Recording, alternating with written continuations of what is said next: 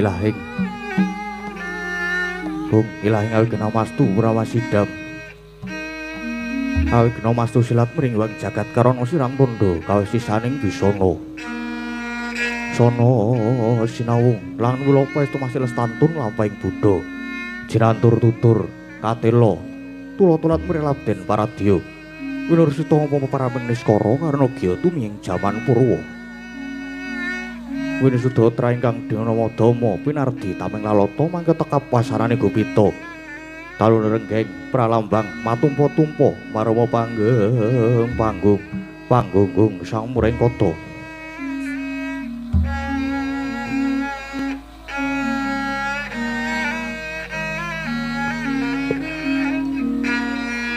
Purwakaning carita linarik tuntuting basa dongeng kunung emu Suraseleni laras saya karaos mulat sari rohang rasa wani roing diri rasa rumangsa rumangsan lir jalma ngilo kaca jarwe wis sinakup cak ing carita lo becik us gumelar jroning pakliran yaiku kang sejati amirsani pagelaran ringgit purwa Surya Candra Darumyang Kartika kinurba kudrate kang kawasa sari ratri hangit ripawana para ing dosina gilir gumanti tanpa kemba teman dadi wetanganing dina sasi warsi windu kang sarta abad dedukulan tangertu mangker sine rambunjah kowe wating rembyah dadi padhanging kutu-kutu alang atoga brana yang brontoya dadi bebranakan kang tanpa jalan jalu manungsa tinitah priya wanita sepontho-pontho anut golongane bangsa dewi-dewi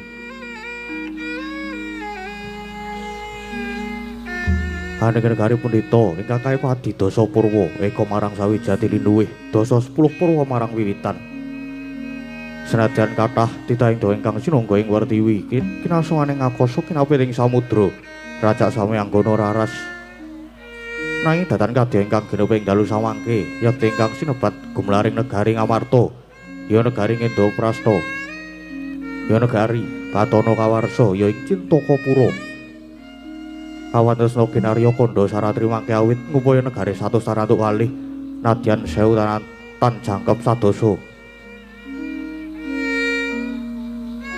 dasar negari ingkang panjang punjung pasir wukir loh jinawi gemah ripah Kerta Tata Turaharja tur dasar para kawulane sedaya samya sayek saeka kapti akarya luhuring nusa bangsa lan negari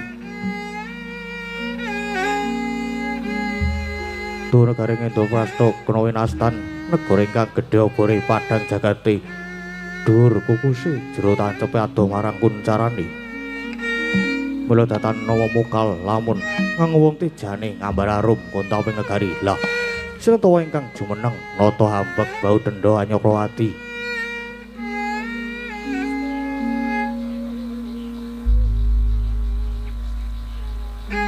yakti ajejuluk Maha Prabu Puntadewa ya Prabu Yudhistira ya Prabu Darmakusuma Darmawangsa ya Sang Dwija Kangka ya Sang Ajatasatru nalendra ingkang berbudi palaksana tur hambek kayangomi dharma angayomi agami suci angayomi para kawula kang sami angreksa raharjaning negari duwe angayomi dhateng hak ing padha-padha hanggung hangaosi dhateng asanes jumeneng ing sang nata nyata saking sedya buktinipun para kadang Pandhawa ingkang ngembat ing ring praja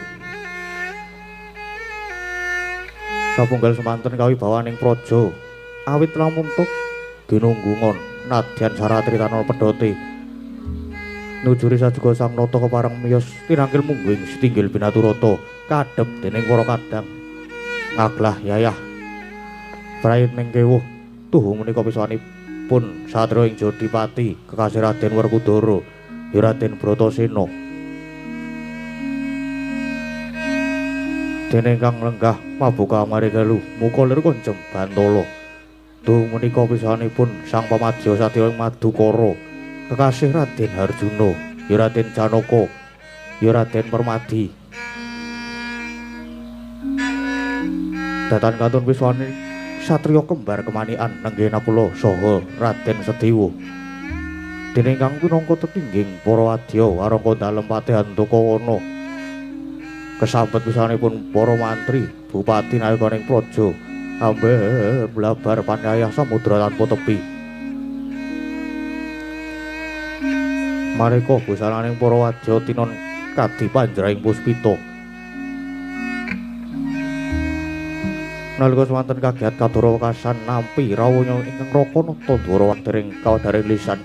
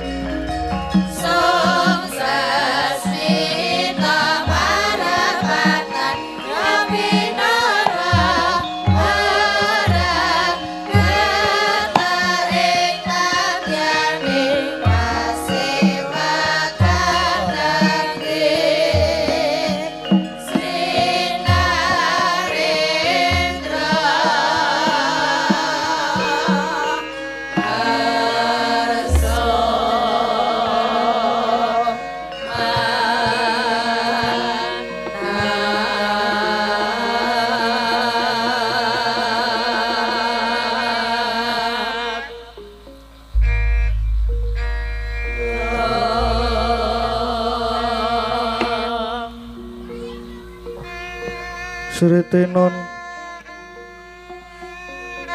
ning pasewakan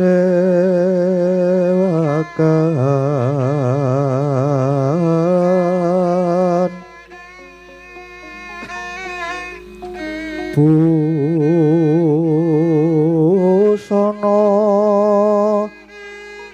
maneka warna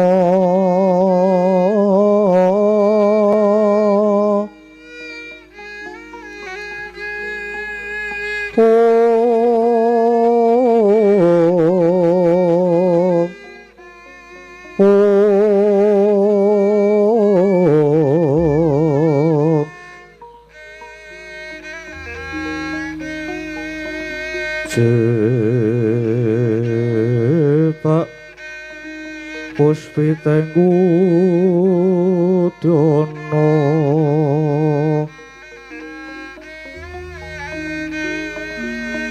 yang banjerah sarorokmo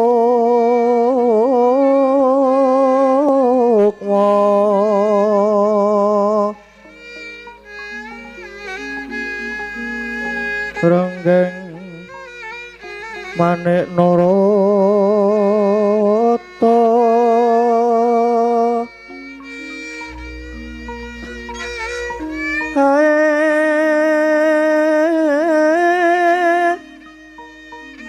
ana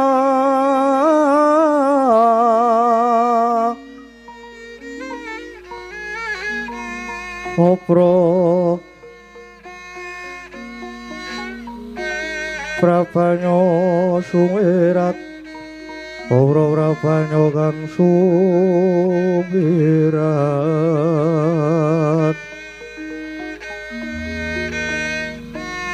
nyaring deca kaliwaran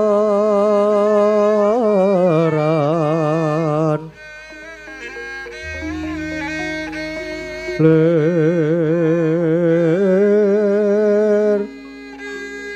ki lat sisiring dadet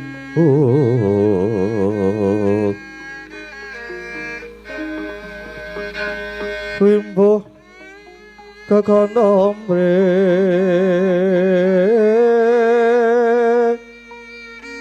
winggit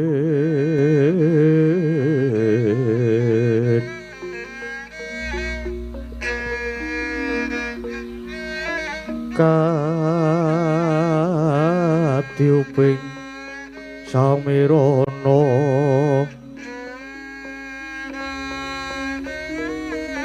mandra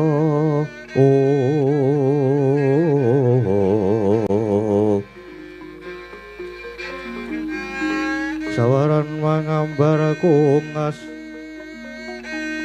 kebeki madyaning pasewakan tandya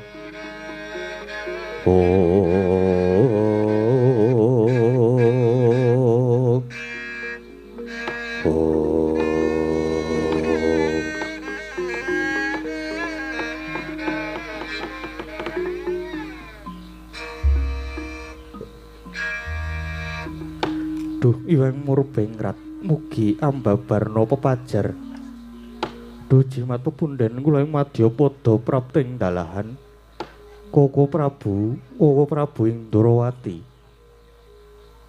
dereng dangu rawuh paduka sasampunipun lenggah kanthi prayogi kepareng ori paduka ngaturaken pambagya pana krami tuwin sumpeng-kempeng pabekti kula mugi kunjuk wonten sandhap pepadanipun jeng Koko Prabu Indrawati Iwang Sukumadya linuwih inggih Yai inggih sakalangkung cadung kanthi asta kekalih kawetelaken wonten ing Pratnaja kacacaing pucaking weni paring pambagyanipun Nyai Prabu ingkang rumentah dhateng Rakanta Ndrawati tan inggih pamujinipun Nyai Punta kasembuh pangawaning Hyang Agung lulus raharja praptanipun ingkang raka boten manggih alangan setunggal punapa kejawi saking menika astunipun ingkang raka sayogi katuron ngarsanipun Nyai Samyaji Gurawalaning penampi kula Paring pangestunipun Koko Prabu sanget kula pundi saengga jimat paripih samangke mugi kaskecakno anggenipun pinarak lenggah Koko Prabu ing Ndorowati. Nggih, Yai. Sampun boten kirang prayogi. Wah. Criteng Kresna kakangku. Sarawamu aku ngaturake bahasaku lan bektiku katur ngersani Kresna kakangku. Kadangipun Kakang Nyai Werkudara ngaturake pangabekti banget dak tampa akarya bombong penggalihipun Kakang. Pangestunipun Kakang Wait tumrap marang Si Adi. Yo. Tak pundi dadi jimat nadyan kula semanten ugi Prabu. Rawuh paduka keparengipun Arjuna ngaturaken sumengkeming pangabekti. Kadangipun Kakang Dimas Janaka banget tak tampa. Andayanana teguh kayuwananipun Kakang, astunipun Kakang wae gage tampanana Yai. Kapundi wonten ing mestaka mugi dadosna jimat paripih. Nadyan ingkang kembar ugi ngaturaken pangabekti Koko Prabu, ingkang kembar ugi ngaturaken pangabekti Koko Prabu. Yai kembar wis dak tampa ndadekke gembiraning manah. Duh Koko Prabu, jimat pepunden kula persasat negari Ngamarta kadidine kajugrukan Wirsari kaleban samudra madu inggih awit rawuhipun njeng Koko Prabu. Ingkang makaten sangat-sangat ngaturaken gunging panuwun ingkang tanpa pami. Krana anggen kula ngrantu rawuhipun Koko Prabu pindha angentosi kumambanging Sila Kresna siluming baita gabus. Awit nalika Koko Prabu dereng rawuh sing manah kula peteng dedet leliwengan pindha bangun kasaputing lebu. Nanging sasampunipun Koko Prabu rawuh minangkani menapa ingkang dados panyuwun kula biar padhang trawangan raos sing manah kula pindhanipun kadidine lumampah wanci panglong kepapak obor sewu Koko Prabu. Krana saking pandugi kula inggih namung Koko Prabu ingkang saged pinangka dados pepajar pepetenging manah kula ingkang mekaten Koko Prabu. Saestu diagung pangaksaminipun bilih rawuhipun Koko Prabu sangat kula pondhong mimangarsa. Jagat maestu ngraweh Bathara Jagat Yai. Yai. Nadyan ingkang raka ing Ndorowati diagung pangaksaminipun Yai Prabu. Dene semurandat anggen kula minangkani menapa ingkang dados pamundhutipun Yai Prabu. Lajeng sumadong dawuh Yai, wonten wigatos sing karsa ingkang kados pundi? Lan menapa to ingkang dados kedha ninggalih? Yai. Mbok bilih saged kawet daring kathah suawi lajeng kula aturi ambabaraken. Ngang raka sampun sumedya nilingaken karna manglungaken jangga murih terwaca anggen kula nampi sabdane Yai Prabu.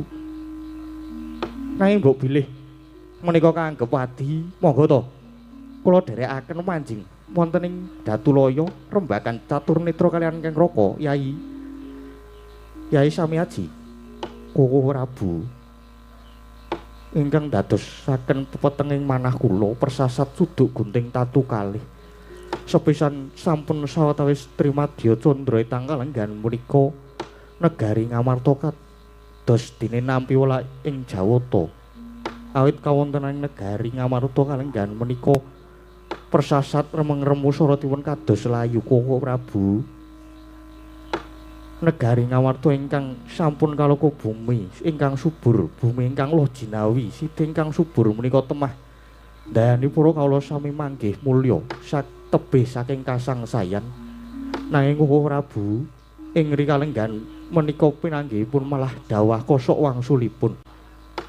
Ngamarta ingkang rumiyin tentrem samenika malah dados tintrim.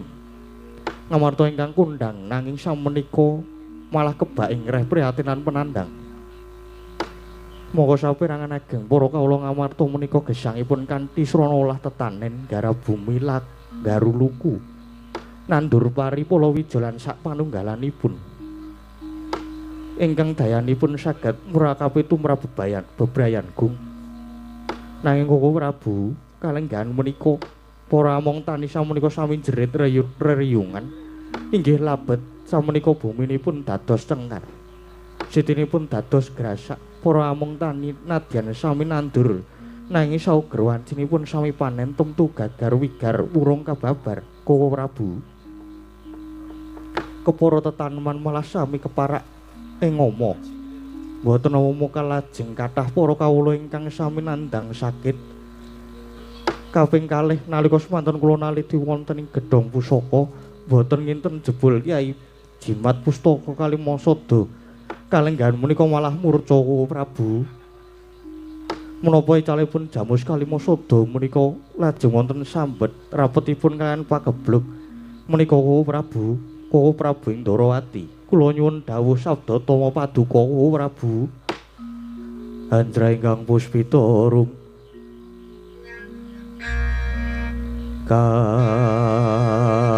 kasiliring samirana mrih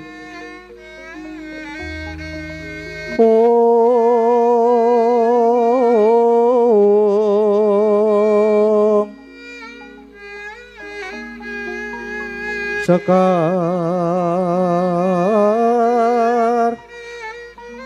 Gadung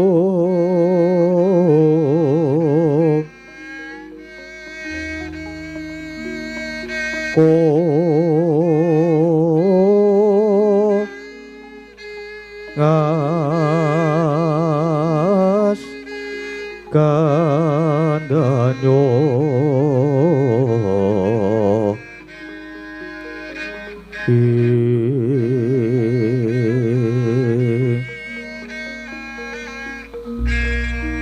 Maweh raras retaning griya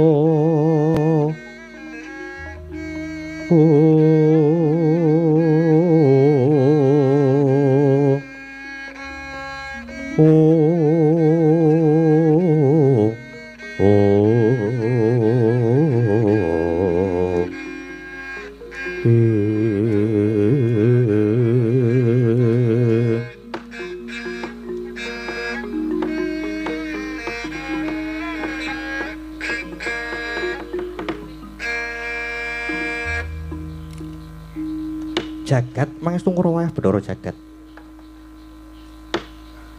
Sampun boten badhe karempit sabdanipun Yai Prabu, sampun kula tampi kanthi terwaca nanging Yai sejatosipun ingkang Raka Ndarawati sampun nika bilih negara Ngamarta kalenggahan menika nandhang pageblug lan kasinggihan. Leres pangendikanipun Yai Punta bilih icalipun pustaka Jimat Kalimasada menika kepara saestu. Pramila kados kula gelak lampah kula daya-daya pinanggih Yai Prabu Sekadang menika kula inggih namung badhe wewarta menggah bab icalipun pustaka Jamus Kalimasada menika Yai. Wah, Kresna kakangku keparenga aku semula atur. Iya. Yai Sina napa? Kresna kakangku kuwi kejaba pinangka dadi pengayoman lan kusiring Pandhawa. Nanging Kresna kakangku kuwi uga ratu ingkang linuwih, ratu ingkang waskita. Bebasan wis ngerti sadurunge winarah. Mula kage dawuhna bab ilanging Jamus Kalimasada.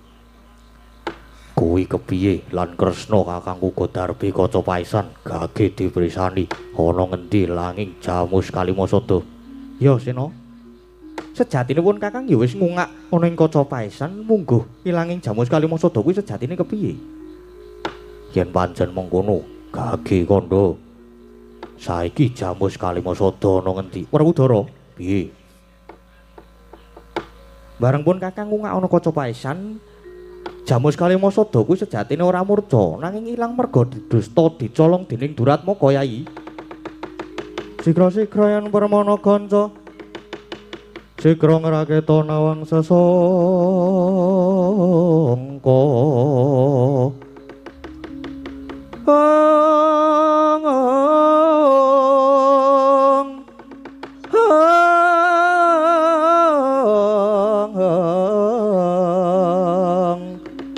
Goyang lenggahing Sri Nalendra ambek marwa sing sang Katri gumulung angrempak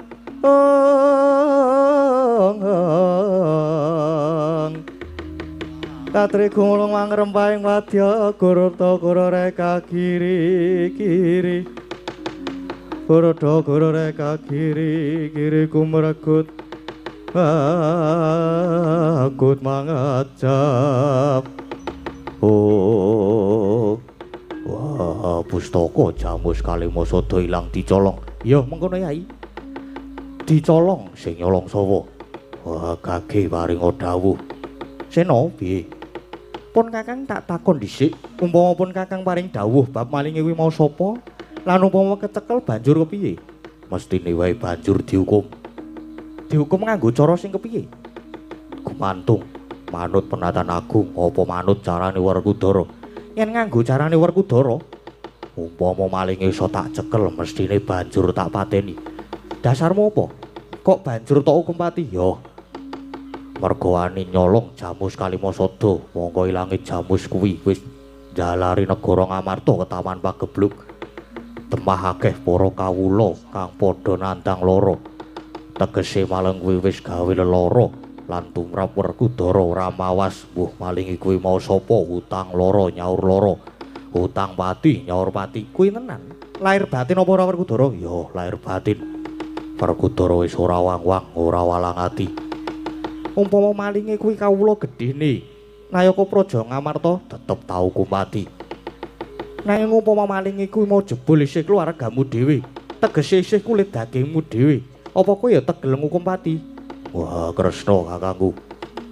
Lagune hukum negara Ngamarta kuwi ngenggoni tembung sama beda dana denda, tegese ora mbau kapine. Dadi senadyan isih keluarga dhewe, yen luput ya kudu dipidana. Malinge kuwi jebul anakku dhewe mesti ya tak hukum pati, kudu tak hukum pati. Werkudara ora bakal pilih-pilih. Werkudara piye? Apa kang tok kandhake iki mau disekseni dening para kawula kang padha nggantung sibuk? Lan ana ngareping Nalendra ingkang nedeng Siniwaka dadi ucapmu aja nganti cidra. Wah, Werkudara kuwi nggone wong jujur. Lan tetep nglungguhi berbudi pawalaksana, tegese yen iya ya iya, yen ora ya ora. Werkudara ora bakal cidra. Nek nganti cidra tetel derajat pangkatku, ya. Ya, pun Kakang uga nekseni yen ngono. Maling iki mengko upama kecekel bab pahukuman tak pasrahke Werkudara, ya nganggo hukum carane Werkudara. Piye? Saguh apa ora? Ya, saguh. Mula rasah kesuwen malinge sapa? Inggih, Kuku Prabu. Lajeng kula aturi paring pangandiken. Sinten ingkang sampun wantun nyidra pusaka Jamus Kalimasada senadyan Arjuna inggih mekaten. Umpami Duratmaka menika jebul tasih kaluwarga kepara malah anak kula inggih badhe tegel. Ya Arjuna. Pun Kakang neksani sing dadi aturmu, Koko Prabu. Menawi mekaten lajeng sinten ingkang nyidra? Yai Punta. Nuwun sewu paripaksa kula kedah walaka bilih ingkang nyidra Jamus Kalimasada menika jebul Abimanyu, Koko Prabu.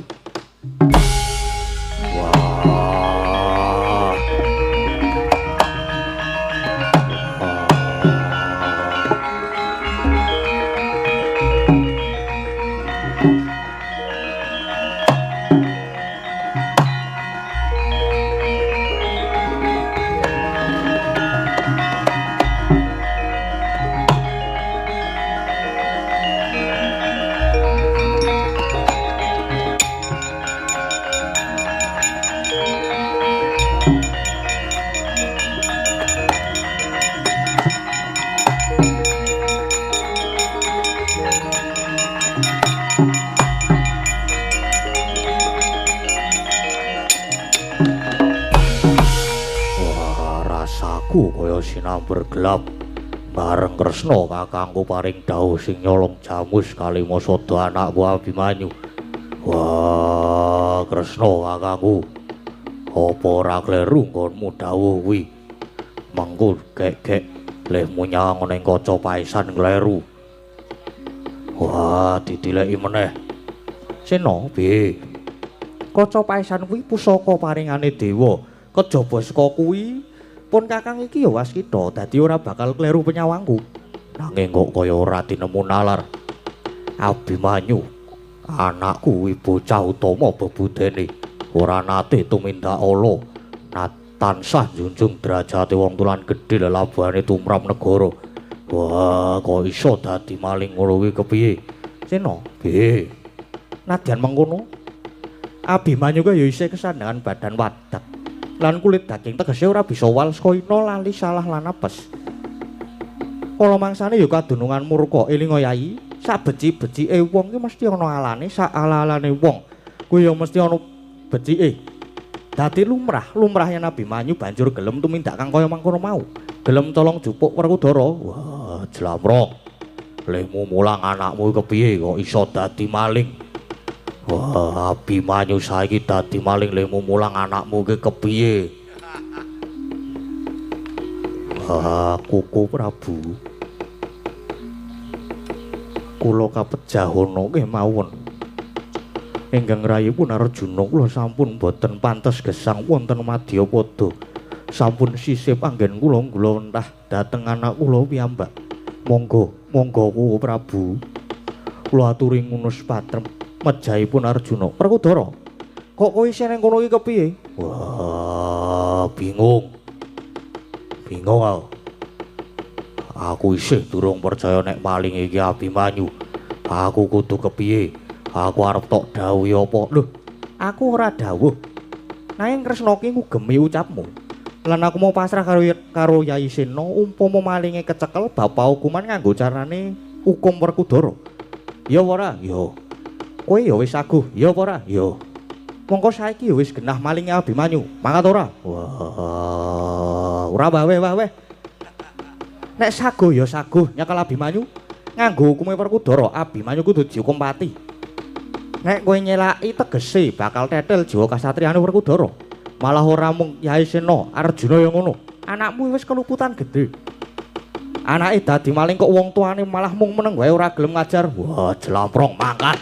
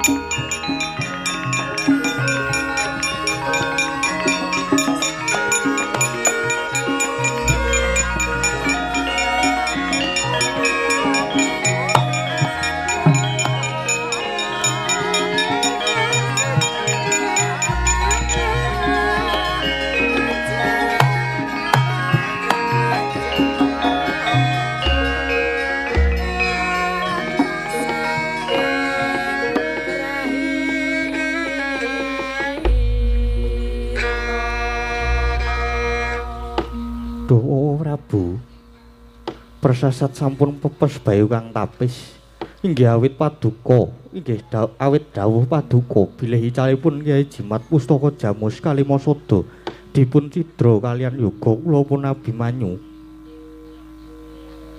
Nggih Yai nggih kula boten maiben dhateng ing paduka raosaken nanging kados pundi malih kasunyatanipun pancen kados mekaten sampun kula aturi pasrah dhateng ingkang Raka kemawon. Malah sumangke Kang Raka Ndwarawati pun pamit Yai badhe ngawat-awati lan budidaya mrih pajaring lelampahan menika. Inggih kasinggihan kula pasrah dhateng Koko Prabu. Inggih Yai. Nuwun pamit medal pasilan inggih. Sembah kula miring jengkar paduka Koko Prabu ing Ndwarawati. Nggih Yai sami aji.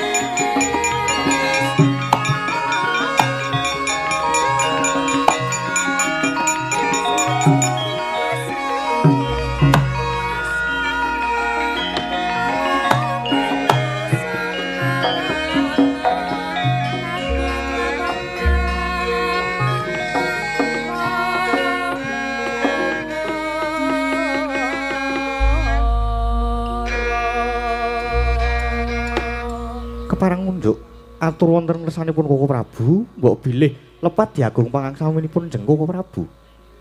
Yai kembar kepiye? Kula nyuwun kanthi saestu Koko Prabu sampun ngantos kelajeng anggenipun nandhang Sungkawa. Lan perkawis menika sampun namung dipun tampi srana lamba. Krana tumrap kula leres lan botenipun menika dereng kantenan Koko Prabu. Iya Yai, kok kaya prayoga ingkang dadi aturira kang mengkono bodolna pasewakan pun Kakang nedya kundur kedaton kang banjur manjing ing Datulaya lan munggah ana ing sanggar palanggatan nyuwun pitedah ana ing ngersane Hyang Agung mrih pajaring lelakon iki. Yai kembar purna gatining parangkilan Sang Nata Arsa kundur kedaton jelok saking dampar kinawit gambaran gading kadherekaken sangganing Pramban Jeti tanggung Jaka kaloro-loro ingkang sami ngambil upacara keprabun gawe silangan saking Mandra tindaknya Sri Naranata kaya tansah sesanti kamulyane.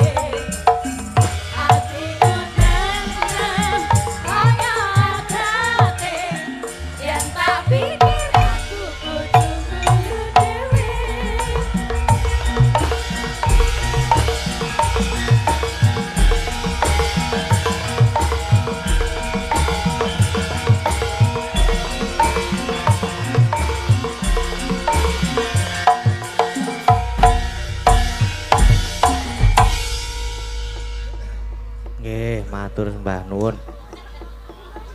Mendho lunggose ya ana. Iya, Mak.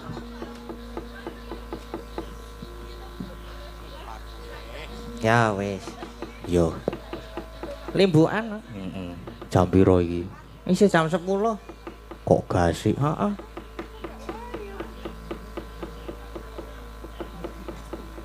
Gasik soalnya lakone cekak mburi, kanu cekak ngarep. Iya. Suwane ndi? Iki bengi iki sowan ning ndi iki? Padukuhan Ngaranan, Sendang Rejo, Minggir Sleman. Iya, Mak. Anu apa jenenge? Acarane Merti dusun. Merti dusun. Heeh. Merti dusun Padukuhan Ngaranan, Sendang Rejo, Minggir Sleman. Iya. Iki minggu wingi barang minggu wingi to kira budaya. Iya, minggu wingi aku nonton kok, Mak. Apa iya? Aku nonton karo Risa. Hahaha. Ora anjuk kaya ngono kuwi, heeh. Apa jenenge saiki ane kanggo ndi iki jenenge mau Padukuhan Ngaranan. Aku ora maca Ngaranan terus ya. Ngaranan ki ngendi? Empuh aku ya ora ngerti kok. Ngaranan Sendang Rejo Minggir Sleman kene. Iya, Mak. Heeh ya mugi-mugi tansah apa tansah jinangkung bener kan. Tansah pinaringan anu masyarakate tansah pinaringan kabagas warasan. Amin. Terus karo apa jenengane lumintu rezekine. Iya, Mak. Amin. Pokoke iki bengi iki ketoke ana bintang tamu nih. Ono, Mak, ning Gusik wis. Heeh. Di apa jenenge diunggahke karo dinggo memandu. Karo nggo memandu desa Hansip. ora memandu ki mau apa jenenge limbukan iki.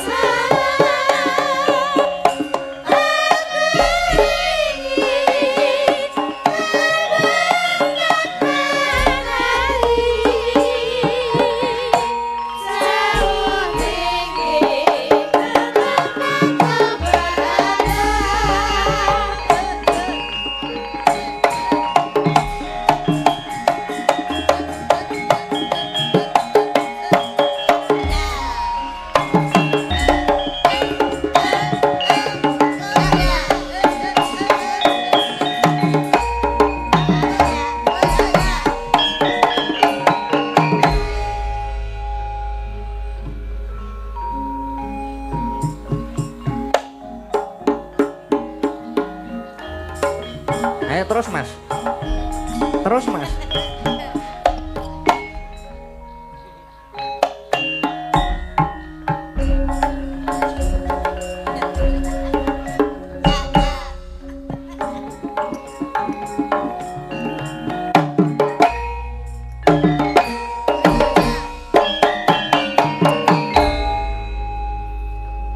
Alhamdulillah dereng. Terus Mas. Dereng mandek kok niki. Ayo Mas. Joget meleh.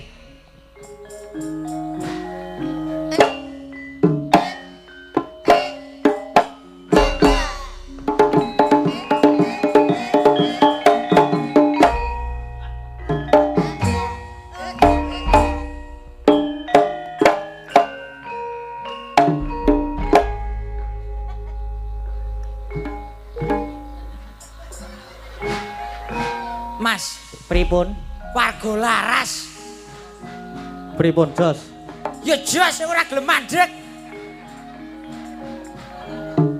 Nggih pun monggo pripun carane ben mandeg niku, Mas? Kuncine iki ning kendang, kuncine iki ning Nggih, kendang. cobi nggen kendang. Hop you, hop.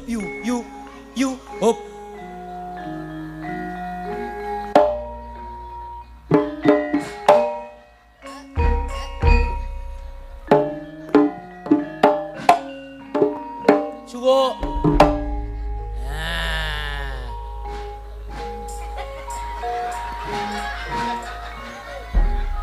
Pah sing ngempul iki ta iki.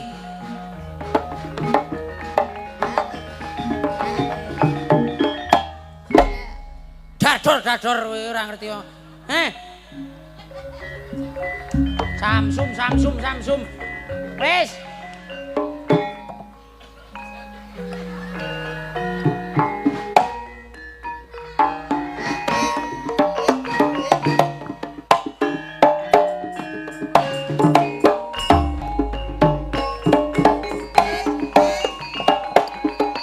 Mas. Nah.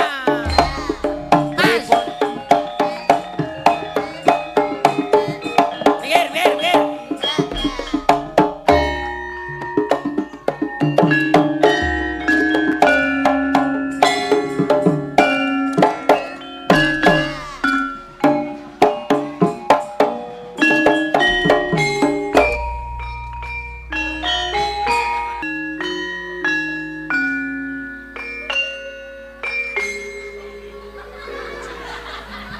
Wis.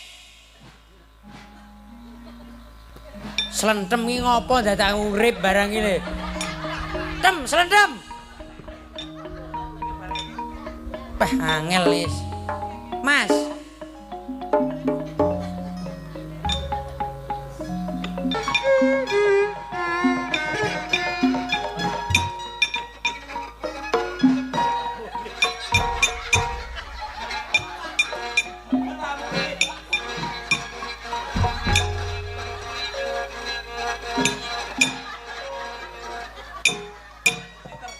Wis.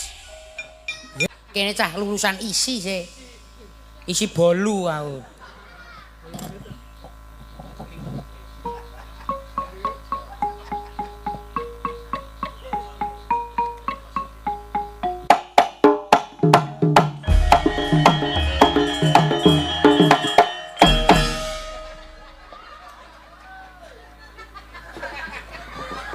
Puas doan garapi aku, Dok. Tapi aku ora tau melu rombongan iki aku. Digarapi. Lah pripun to? Lah pripun to piye iki ki jenenge budaya, Mas. Nggih. Budaya, budidayaning menungso. Nggih. Dadi iki kudu emat sinamatan daya dinaen piye carane yo paling ora ki merajake aku bintang tamu, Jek. Oh, ngaten. Padake do digarapi karo aku. Wah, padha cah embe-embe we. Ados kawana sapa tekan ngendi kene jenenge? Ngaranan ngene iki. Ngopo coba dalam rangka peresmian wit pelem niku alhamdulillah. Yes. Napa dalam rangka napa, Pak? Peresmian wit alpokat po pelem iki dadi. Acarane apa to Mas iki? Merti dusun. Oh, merti dusun to? Nggih. Ya alhamdulillah aku iki jane iki apa karo warga masyarakat Pundi? Ngaranan. Nggih. Aku wis klop karo warga masyarakat ini. Oh, Kesenian apa?